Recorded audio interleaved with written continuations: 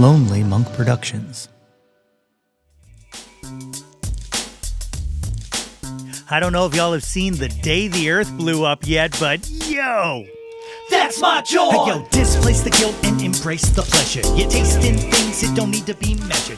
What's good, friends and family, neighbors near and far? Welcome to an all-new episode of the Yo, That's My Jawn podcast. The podcast, website, brand, movement, way of life dedicated to the embrace and championing of your passions. I'm your host, Nate Runkle, a.k.a. John Tavius Willis, a.k.a. Nate 3.0, back at it again with yet another episode of the podcast.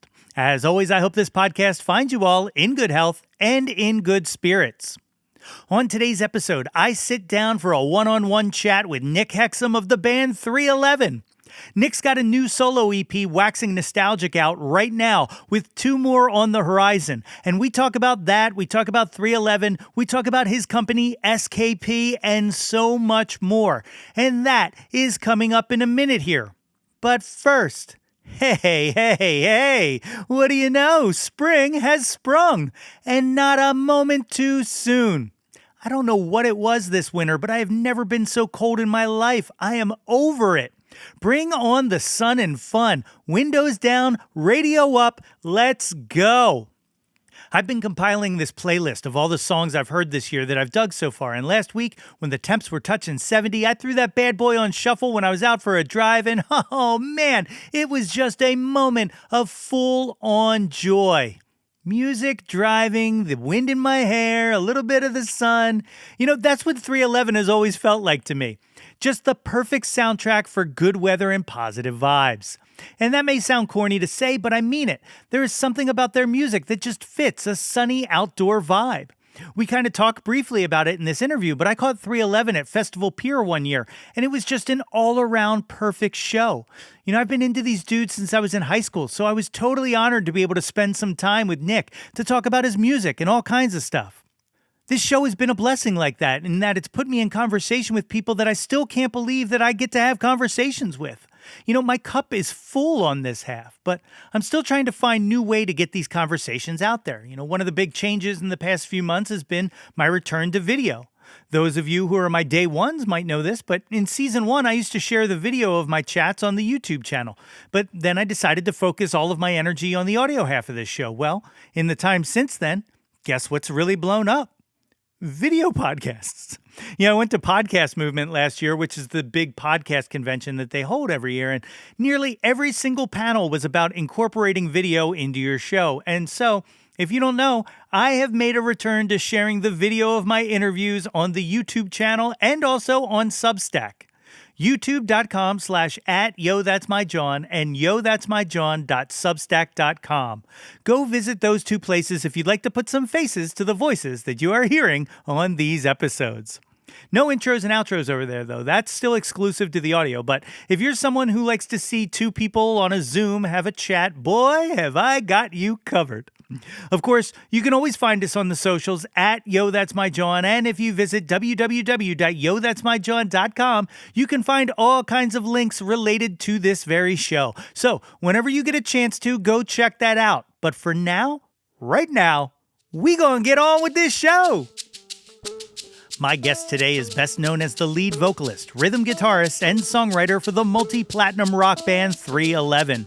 Recently, he has been spending his time in his own recording studio, Studio Hex, and is on a mission to revolutionize the music industry with his new tech startup, SKP, a next-generation platform designed to empower artists by providing tools and support to maximize their creative potential and achieve their goals.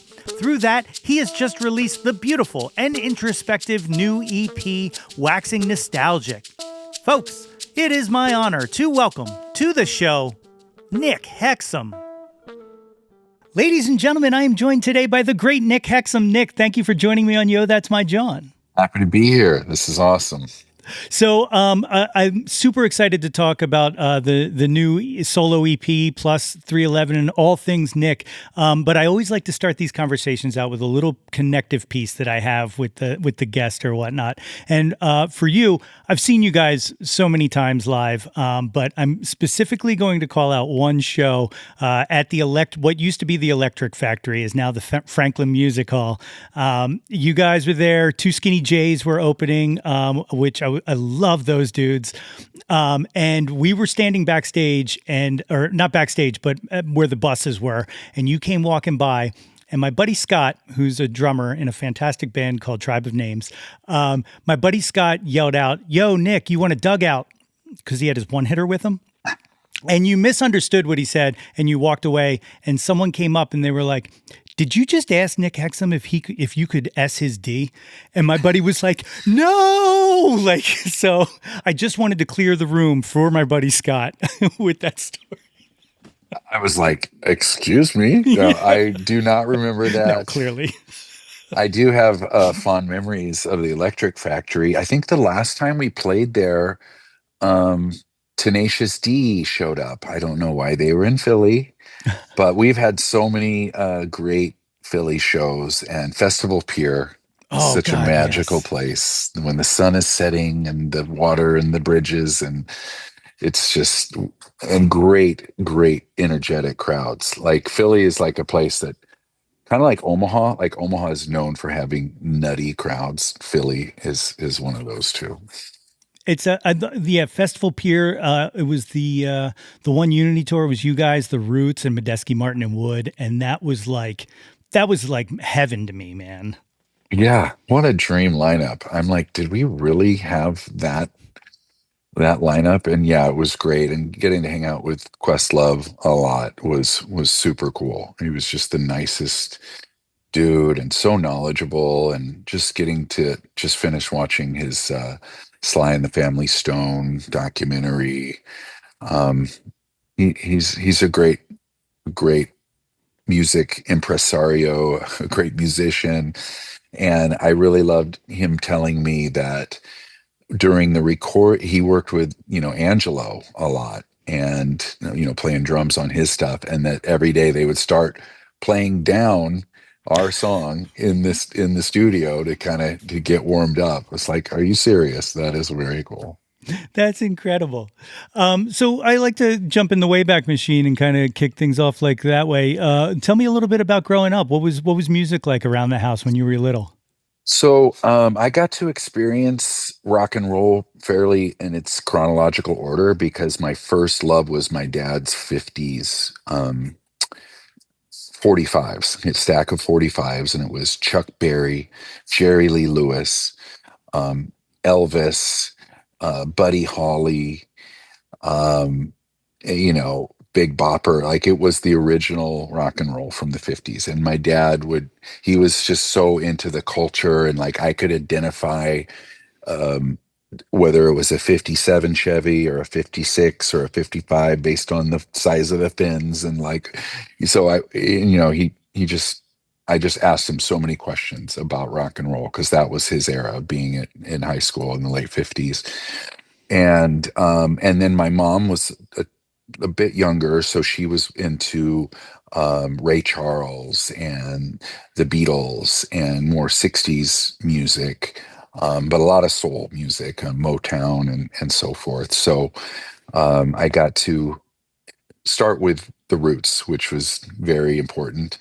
Um, and then, in the 70s, um, a lot of mainstream radio. But then in 1979, my dad had a sabbatical to Washington, D.C. So spent fourth grade living in Greenbelt, Maryland, right outside of Washington, D.C. And it went from like total white bread Omaha to a very diverse, mixture of melting pot of people and cultures, and Rapper's Delight. That was the year of Rapper's Delight. And we would do the entire 15-minute extended play version on our bus ride to school. And that was like crash course in all these different cultures. And I was like, this is so cool. So that was just a 1 year sabbatical. And then I went back to Omaha in 1980 and would do the rap of Rapper's Delight for for my friends, and they're like, "What is this? This is the coolest thing ever." So that's a little kind of overview of my musical roots. That's amazing. When did you start playing? Started piano when I was 5. I really, it was classical music. I wish I had a teacher that would be like, all right, now let's learn some Jerry Lee Lewis. Let's learn some stride piano. Let's learn something cool that I would have actually enjoyed.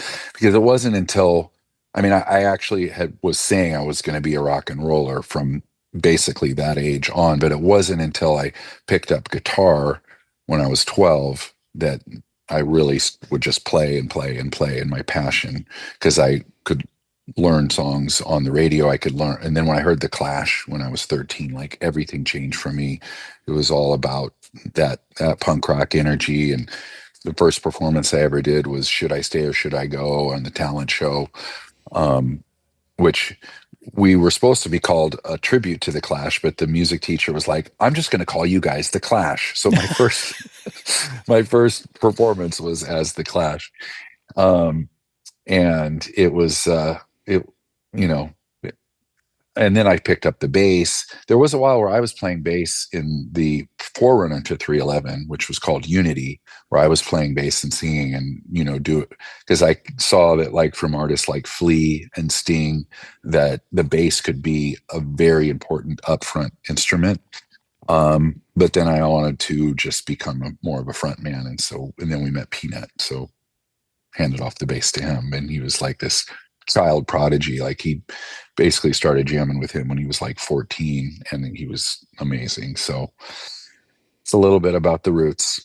That's wild. Yeah. When you did the Chef Aid soundtrack, did you get to tell Strummer that you were the Clash for a performance? I did. And to hear him say that, he put a 311 sticker on his boombox, and that was like the ultimate endorsement and the fact that he asked me to be part of that South Park soundtrack, and, working with Rick Rubin and Tom Morello and Flea and Strummer was basically like kid in a candy store. Hell yeah, that's amazing. The so you mentioned Unity and stuff like that. I was thinking about this as I was kind of doing all of my prep work and all for the interview. You guys are like coming up on 40 years together. All right, like 40 years of 311. Do you ever regret changing the name from Fish Hippos? Because I feel like Fish Hippos Cruise sounds really cool. I don't. They basically they did one gig without me while I was over in Europe, called Under the Fish Hippos, and I was like, I would love to be in your band, but we have to change the name. And then Peanut was like, well, we did I did a talent show as 311. I was like, I love it. And then he was like, it's the police code for indecent exposure. And I was like, I still love it. That's a funny story, but I just like having a number because it was very in that, like, Gen X kind of like mysterious, it wasn't Mr. Showmanship kind of a vibe. It was like, we just show up in our street clothes and our Doc Martens and rock out. It was a, kind of a punk rock ethos to be kind of mysterious. Yeah. One of the things I've always appreciated about you guys is just how prolific you guys are, because, like, for me, like, I didn't, find out about you guys until Grassroots, but then I got to go back and listen to like music and stuff like that. And then my graduation year is when the Self-Titled came out, and that became like fucking everything and everywhere, but like, you guys very rarely put a lot of time in there not being new music to consume, which is something that, like, especially in that era, was so hard to find because people were taking like 5-6 years in between releases. Where did that kind of motivation to just keep hustling come from? Yeah, the first 3 years we did an album a year because we made music, and it came out in 93, Grassroots 94, Blue Album 95. And then it blew up. So we had so much touring to do. But then in 97, we put out Transistor, and then we just needed a year off. We're like, but you're right, it was a more prolific, hectic pace because we just knew we were evolving and we wanted to capture in the studio as we were, kind of getting those 10,000 hours of living on the road. We just knew that we also wanted to get back in recording because what a special time. Also thinking about other Philly artists, like we listened to the Goats so Hell much, yes. And there's just so much cool music of combining hip hop and rock and live band hip hop, and having reggae in there and dance hall from Jamaica and, punk rock from Southern California, and San Francisco had its own kind of jazzy thing going on. It's like, and then of course the Northwest with the grunge influence. So it was, I maybe people always think of like their prime as like the most glorious time of music, but it's hard to imagine a better time than the 90s for music. I absolutely agree with that. Like, we have a mutual in G Love, who I was able to tell like was the inspiration for all of my original music that I ever made. Like, Nice. I heard like blues music and cold beverages when that album dropped, and I was like, oh, this is it. It was like that and Beck, like that first Beck album, and then you guys, and then like just this idea that like, because much like you, I liked so many different bands and so many different sounds, and like the walls were coming down on what you could be. You could grab some of this and some of that and show your influences, and you didn't have to, a rock guy didn't have to pretend like he didn't like hip hop. You know what I mean? And I feel like that's speaks to that era, which was just an explosion of influences finally coming together in the last pangs of kind of the domination of the record industry and the radio industry. Like, and it was just people taking chances on things that they would never take chances on earlier and never take chances on after, because no It's one knew. true. Yeah. Like, And, tours like Lollapalooza that would throw a wide variety of music, together. That was a really important thing.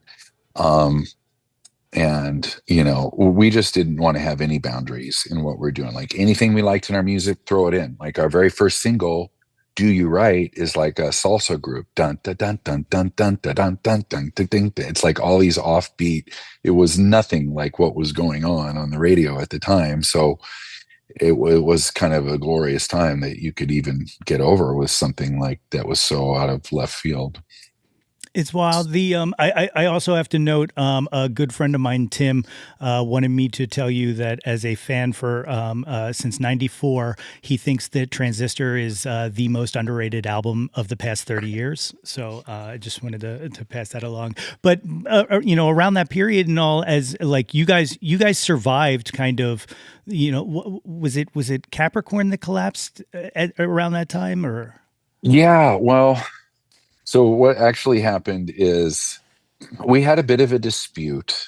I guess I'm going to tell a little rock and roll lore. Like, if you might have seen in some of our stuff that we had an RV fire on our very first tour, and so I called the label Capricorn and I said, "Can you please? It's in our contract that you're about to give us a record advance for our second album. So can you give it to us now? Because we just had all of our stuff burn up in a fire." And he goes, "Only if you sign over your publishing." And I was like, "Oh, you're going to use this disaster to your leverage? You have to give us this money in a couple months." I was like, I will get you for that." I was like, Yeah. I'm going to remember that. And a Hexum always pays his debts because that was dirty. So then a few years later, Capricorn had lost their distribution deal through, I believe, was Universal at the time. And I was like, "Guys, now's our chance." And we sued them for a breach of contract because they had done a few different things. And even if we wouldn't have won the lawsuit, no other big distributor wanted to work with them when their star band was in the middle of a lawsuit. So we basically, and then Capricorn folded after that. So Um, I don't like to do stuff like that, but they kind of Yeah. had it coming. Yeah. Oh, for sure. For sure. That's insane. Like that's the old Tribe Called Quest, industry rule, you know. 4080 record That's company right. people are shady. That's Yeah. right. That's wild. And another thing kind of shortly after that is the 51st Date soundtrack with Love Song, like, which still to this day like blows me away how big that became. Like that was huge for you guys. Did you guys pick that as a cover, or did they come to you for that for the soundtrack? So the story behind that was that Adam Sandler loved our song Amber, and he was like, I want to have a soundtrack that has the vibe of Amber, but covering 80s alternative romantic love songs. And so he told me, he was like, I think you guys could crush doing the Cure's love song in your style. And I was like, great idea. I was a big Cure fan in high school. I wasn't, I'd kind of moved on when it came to the Disintegration album, but the earlier ones like Head in the Door and all those that were important to me. But so I whipped up a cover in the bus and sent the demo, and he loved it, and then had all the bandmates play on there. And I was like, and how about I have Jason Mraz sing "Stop the World and Melt with You" in the reggae style, and have Seal sing "Lips Like Sugar" by Echo and the Bunnymen. And so I kept having these ideas. He was like, "Great, great, great." So it was, and this all happened while we were on tour. But fortunately, it's way easy now to record on the road now because all you need is your laptop. But at that time, I had modified a bus by taking out a whole row of buses and had these racks of gear and my big Mac computer and this huge CRT monitor and everything. So I had already was doing that, but I produced a bunch of 5 different songs for that soundtrack while on tour. So it was a nutty time. And then to be part of the movie, like the level of visibility in a major motion picture like that, like constantly, especially because it was still pre-internet and there was like advertisements and billboards, and our song was just everywhere. Amber was in the trailer, and so it was a pretty exciting time, and it basically all started because of Adam Sandler. It's great. It's great. I mean, like, but that it speaks to the music because I mean, like, it really starts with you making music that he loved. You know what I mean? Like that creative seed there. One of the I ADHD. I'm jumping all over the place, but Great. one of the other things that blew me away was the Quintet album. So like I came around to it late. I didn't even know it existed. And then I heard it and I was just like, oh my God, the many sides of this gentleman who I've been a fan of for such a long time. Has there ever been any plan to kind of do more quintet stuff like in that vein or? Um, I I might get into that more jazzy funk at some point. I mean, honestly, artists like Medeski Martin Wood, the Meters, John Schofield, the Roots, that the live band funk thing, and there's so many more, of course, but um, I that's something that I really wanted to explore, and a little bit more keyboard dominated. I had this incredible B3 and clavinet player, Luke Miller, um, who played on it and toured with me on that. So that was a lot of fun, but it was kind of under the radar because it wasn't like what what people were looking. But after it was out for a little while, people were like, "Please make another one of those." I was like, I don't know. But then I kind of started getting into these intimate singer songwriters, and that led to me doing this side project under just my name. It's not even the quintet, and that was the EP that came out last week, and that's kind of more inspired by like Nick Drake and acoustic, Paul Simon, Bob Dylan. I'm just trying to get like super intimate and honest, very mellow on a lot of old timey instruments. There's like pedal steel and mandolin and um, acoustic guitars all over it and some fiddle. And so it was like, um, it's that really is speaks to me. Although 311 is crushing it right now, we've got a really exciting year ahead of us. But I also was like, I want to open up another outlet so I can explore these things that are more mellow and more very, very personal to make it just kind of like a memoir. Yeah, yeah. Waxing Nostalgic is a fantastic EP. If I have any complaints, it's too short. Like I just wanted more. Like I was like, God damn it, it's over. Like, Well, but I it. have a lot more ready. So I've decided that rather than put out an LP, why don't I just put out an EP every other month? Oh, So the next one's coming like April. oh no way! That's incredible. Well, Yeah. that's actually something I was going to ask you about, which is like this is a project that you're kind of doing in your own and your own creativity and stuff like that. And the way that albums kind of live anymore, like do you even? I mean, obviously, as the band, you have a built-in legacy to be able to kind of still go down that path. But like for more up and coming people or even yourself on a solo thing, does it even really make sense to hold back material if you have like, I got 4 songs now, I might as well put them up? Yeah. No, and because people's attention span moves on so much quicker, and whether it's that or the Spotify algorithm, whatever it is, it really has become clear that more frequent, shorter releases is the way to go. So, I we've talked about that in 311 too. Like we did decide, all right, we're going to do another like full length album, but at some point we might just be to start moving to just singles or shorter little collections of music.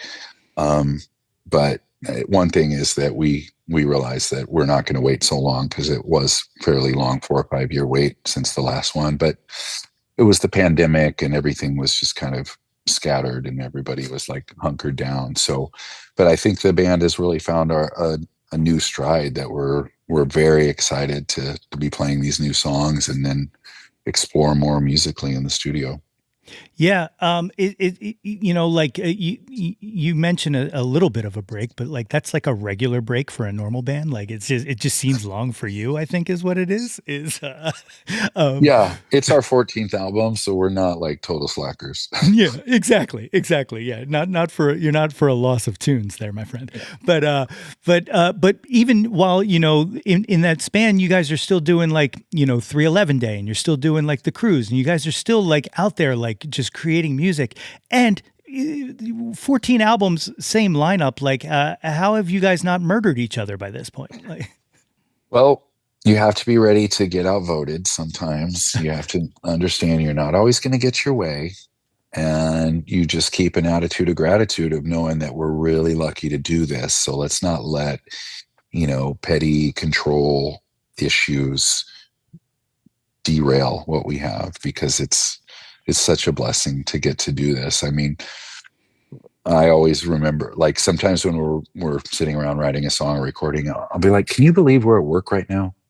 Like that's kind of insane. When if you don't say I'm going to work a guitar, you say I'm going to play a guitar. It's playing. You know what I mean? It's something we would do for fun anyway. So it's a beautiful thing. My yeah. iPad wants to be plugged in, by the way, so I'm Oh, just going to move over here. right on. So like to that point though, how much does having the option of doing solo stuff help with that? Because then you're kind of for lack of a better term, your own musical dictator at that point. Yeah, and I think it takes pressure off the main band when if we didn't have side projects, then maybe if I kind of was into something the other guys aren't into, then now it's like it's easy because like I'll just do that really intimate acoustic song about my childhood. I'll do that on a side project. But for the most part, I think 311 has really gotten into a good place where we kind of, if somebody brings the song forward, we let that person steward it and see it to fruition. And the last album was especially harmonious. Like everybody was just, it worked. The morale is really high right now. And there have been a couple times in the past where we were like, kind of having disagreements about musical direction, but fortunately it never got to the point where it does with a lot of bands where it full derailing. But lately things have been very harmonious, and I truly believe that side projects just even take more pressure off because there's other outlets. Yeah, it's great. One of the other things I wanted to talk about is SKP, which I read about 50 million times before I realized phonetically what we were doing there, and that's awesome. But tell the listeners a little bit about SKP, because that's another thing where in the kind of new marketplace of music creators and creatives, I feel is something that there should be way more of. Yeah. Well, I do like to explain the name because we're helping people like myself become major label escapees and escaping the label system. So SKP is our company name. And the great thing about, there's ups and downs of technology. Of course, technology first brought the collapse of the music business with Napster and file sharing and everything. But now the music business has recovered through streaming, but there still is a sort of antiquated label system where people are signing away the ownership of their masters. And what we realize is that the barrier to entry is much lower. People can record in their homes, so you don't have to have the deep pockets of a label. But one of my complaints with Capricorn Records back in the day is that I never got any equity in it. Like, why shouldn't the artist that helped build that get some ownership in it? There would be no record company without the art. So it's taking the Silicon Valley model, which is that, hey, we're all working for this thing together, so people are going to get equity. And then using technology to have a level of transparency that the record company, there should be a headline like, record companies hate this one simple trick.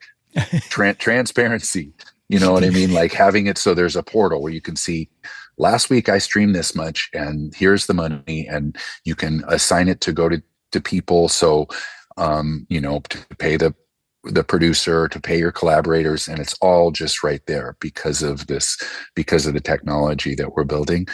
And then also just having a platform where you can find all the services that a label used to do.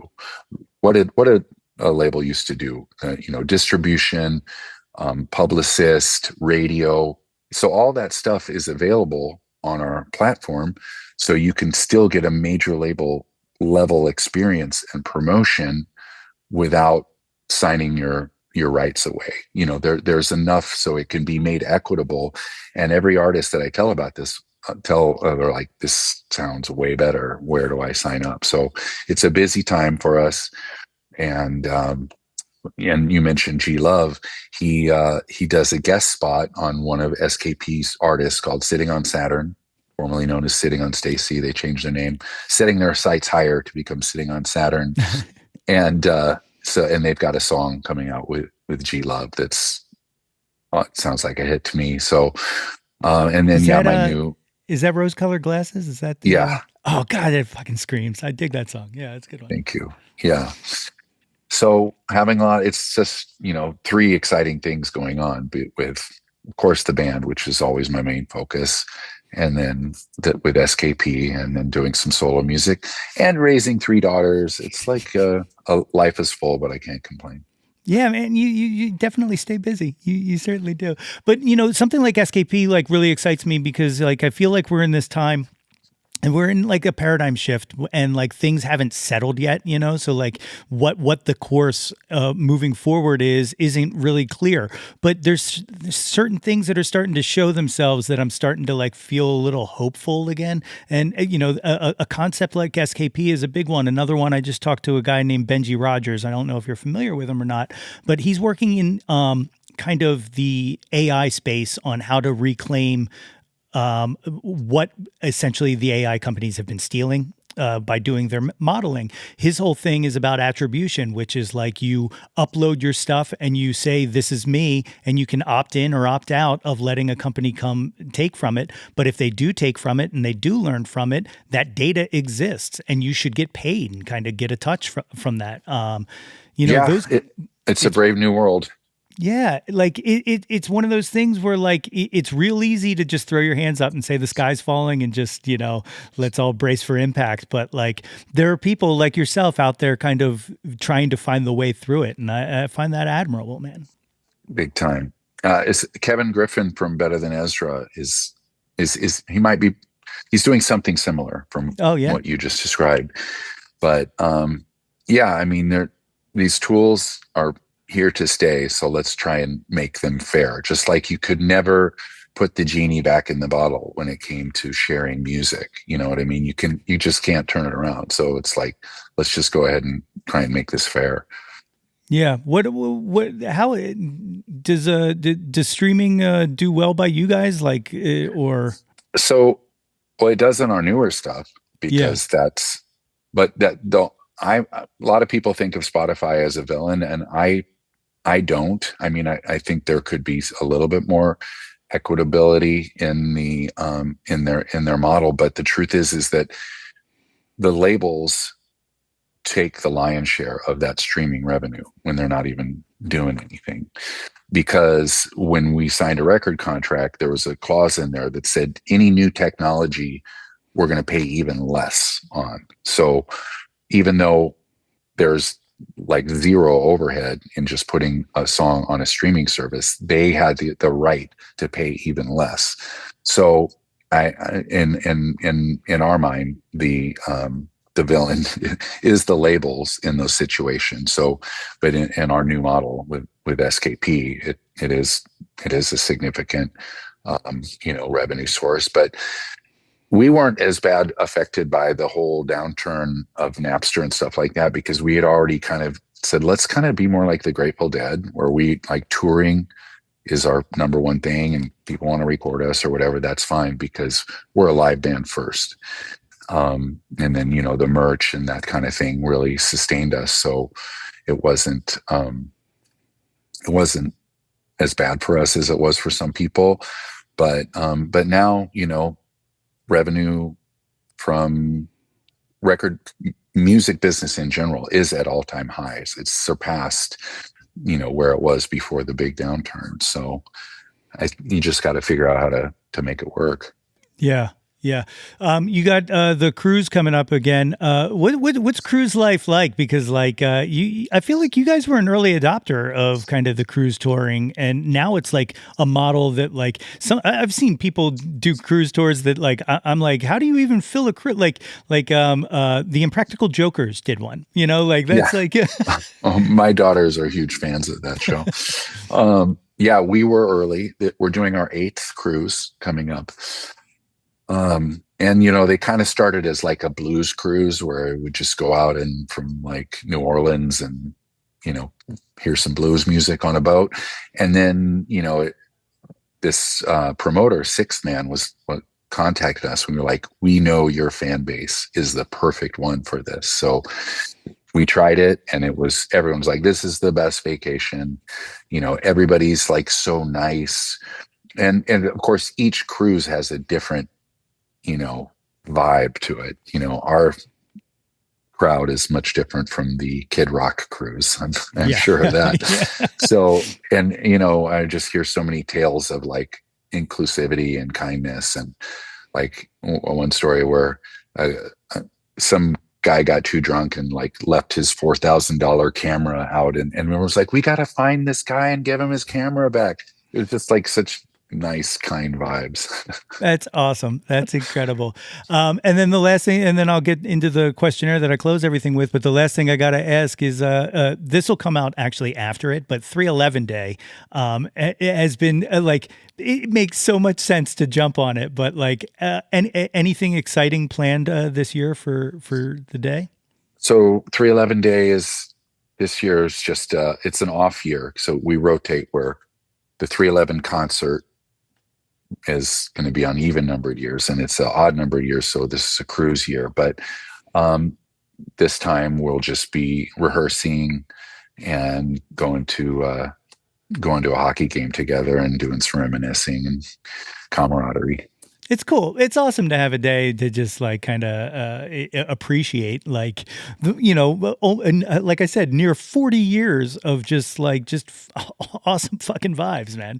Like, and like last year, I was super excited because they dropped that tiny desk on the day, and like that was another one where like that hit, and I was just like, God damn, you guys are still like just on point. Like, did not miss a beat. It's crazy. I loved how the headlines were like, "Watch 311 blow the roof off the place." We're like, just doing what we do, put a lot of energy into the shows, but it's great to we have fans that have came up being 311 fans, and now they're working at NPR and having like cool podcasts and making movies and stuff. So it's nice to get that recognition. For sure. All right. So this is called the Jawntlet. This is my questionnaire that I end everything with. It's 2 sections. It starts with the one hit wonders. You're just picking a favorite. Billy Joel or Elton John? Who do you prefer? I'm a Billy Joel guy. Okay. All right. Debbie Harry or Joan Jett? And in fact, I just have to interject, on 311 Day last year, I did a cover of Only the Good Die Young, and my mom was there and dedicated it to her because that was such a fun childhood memory of dancing around and singing to the top of our lungs to that song. Anyway. Oh, that's beautiful. I like that a lot. The next one was Debbie Harry or Joan Jett? I was pretty obsessed with Joan Jett, actually. And funny story, I actually wrote her a letter when I was like 13 of asking if I could be in the band. Hell yeah. Do you think she got it? I don't know. She apparently lives here in Topanga, so I would wow. love to run into her one day. But the chances of her getting it and remembering are quite unlikely. I just rewatched Light of Day like a few weeks ago or so, and she's so incredibly good in that film that like I can't believe she didn't act more. It's wild. Yeah, she was such a pioneer. Like, I used to just rock out to those. I loved a lot of girl punk rock. I liked Blondie a lot too, but like the Go-Go's and Bow Wow Wow and Joan Jett. Like when my 13-year-old self loved punk rock girls. Hell yeah, I dig it. Aretha Franklin or Tina Turner? Oh, close, but I'll go Aretha. All right, yeah, good pick. Nirvana or Pearl Jam? I think I've spent a little bit more time with Nirvana, but you're making just such close. I dig. Janis Joplin or Stevie Nicks? I will go with Janis, man. We had that 8-track with her greatest hits, and me and my sister used to just crank that thing. I'll go Janis. I love it. The big cliche, Beatles or the Stones? Beatles. Yeah, I figured. I firmly believe that Paul McCartney is the greatest living musician. Like, when it just as far as all around, between songwriting, musicianship, instrumental, to play so many instruments so good, great performer, lyricist, singer, like he is it. And if you're listening, Paul, give me a call. Let's make a song. But if Paul's listening, holy shit. But I actually, he's got a new book coming out about wings. And I put a request in for the interview, and my request was literally, look, I know the answer to this, but I have to shoot my shot. Like, yeah. He's the man. Yeah. The last one of the one hit wonders, Bohemian Rhapsody or Stairway to Heaven? Oh, man. I mean, if you asked me 10 years ago, it would have been Stairway to Heaven. But now with my kids, it's Bohemian Rhapsody. You know, that is just, it's such a part of what we do to do like karaoke to that. So Bohemian. I love it. The next section is the top 10 countdown. In this, like I said beforehand, we use Jawn to mean whatever you want it to be. Doesn't have to be music, can be anything. So number 1, what was your first Jawn? What was the first thing you were obsessed with when you were a kid? Rock and roll. My dad's 50s, 45s. All right. Number 2, what's your current Jawn? What are you into right now? Learning old-timey instruments, pedal steel, learning the mandolin. I'm just so into it. I got really post pandemic really into ukulele, and I think I'm putting together a ukulele Christmas album or EP this year because like it's something special about it that it can just sit next to the sofa and I can just pick it up at any time and just kind of smile. Like you never, it's kind of like Steve Martin's thing about the banjo. There's no sad banjo music, you know, like. Yeah, so that's awesome. I have a rubber bridge guitar that sounds kind of like a ukulele that I've really been getting into. It's the intimateness of the Yeah, notes. yeah, for sure. Number three, what was your first concert, first live show you saw? Sha Na Na, which was the the '50s review of all just covers of '50s stuff. So to me, I think I was single digits, like 9, 8, and it was at the Nebraska State Fair. And Bowser came out, do do do do do. Good night. It Yeah, was a big moment for me. that's awesome. Number four, what was the last concert you saw? Let's see. Billie Eilish at the Forum took the whole family. It Wow. was a really good show. Tying two questions together here, my great pitch for the past year and a half has been that we need to find a way to get Billie Eilish and Phineas to remake Light of Day in the Michael J. Fox, Joan Jett roles. But Good call. right, I okay, support good. that. I'd watch that. Number five, what was your favorite concert, best live show you ever saw? Um, I mean, the best concert might have been Paul McCartney at the Staples Center, but the one that affected me the most was seeing The Clash in 1984 at the Omaha Music Hall.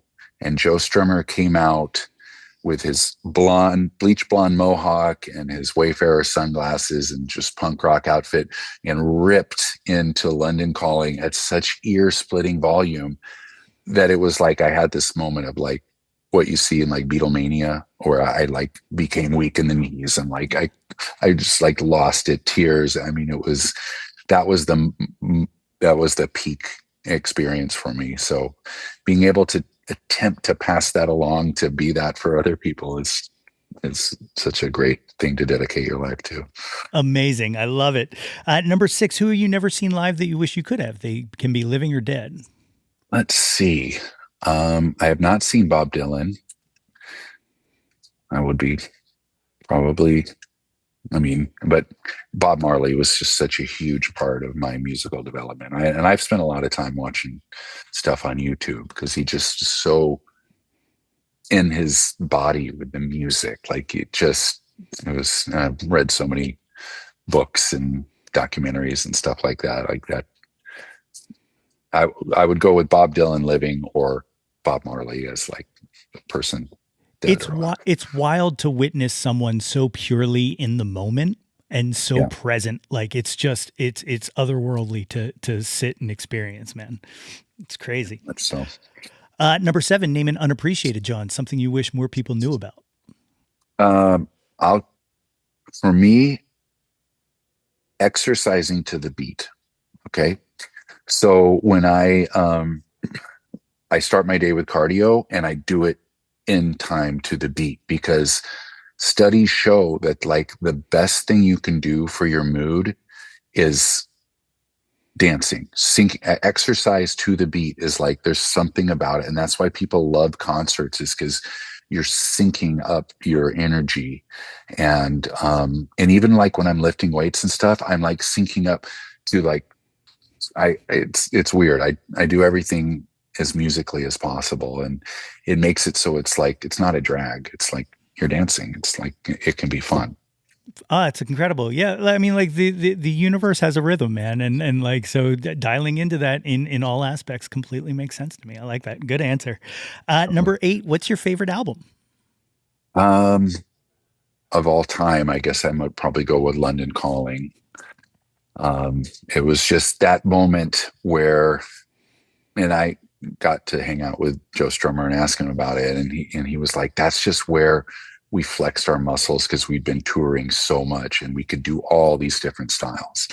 And they still had that punk rock intensity of the early years, but then they also were able to like do like bluesy and jazzy music and ska and reggae. And so that was the peak for me. Yeah, for sure. Number 9, name an artist whose output you'll consume anything they release. Maybe Paul Simon. Like he just has to be still making great music for that many years. It's pretty incredible. And it comes from his curiosity that he has to explore. And obviously he takes a lot from a lot of different cultures, but he does it in such, to me, a respectful way that he becomes like a gateway to, like, I never knew about South African music and then to go and explore other cultures, hearing them from him is pretty cool. Yeah, I just saw that he announced like a small intimate tour, and I know I won't be able to get tickets to it, but god damn am I going to try. Like, worth it. I saw him at the Hollywood Bowl a few years ago, and it was chef's kiss. That's awesome. Yeah, when I play, I'm actually playing a show on Saturday. Every time I play, I always cover late in the evening. Like that's it right there, man. Like, oh god, yeah, that's a jam. It's awesome. Last, the 10th and final. What is your favorite Jawn of all time? Can be anything you want it to be. I mean, rocking out, dancing, just moving your body to music, and that includes whether you're playing an instrument or singing or rocking out to someone else's music. Like that's my Jawn.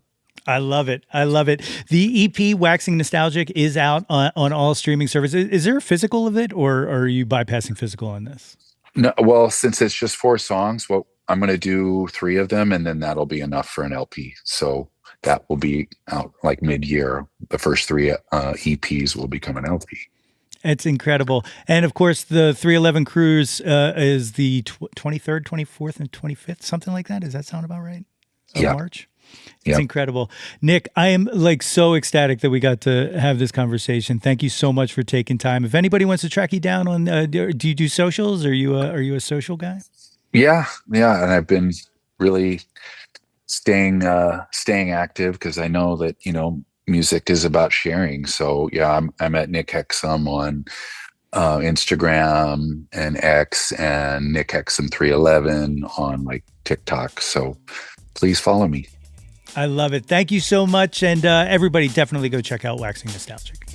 Thank you. My thanks again to Nick for hanging with me on the show today.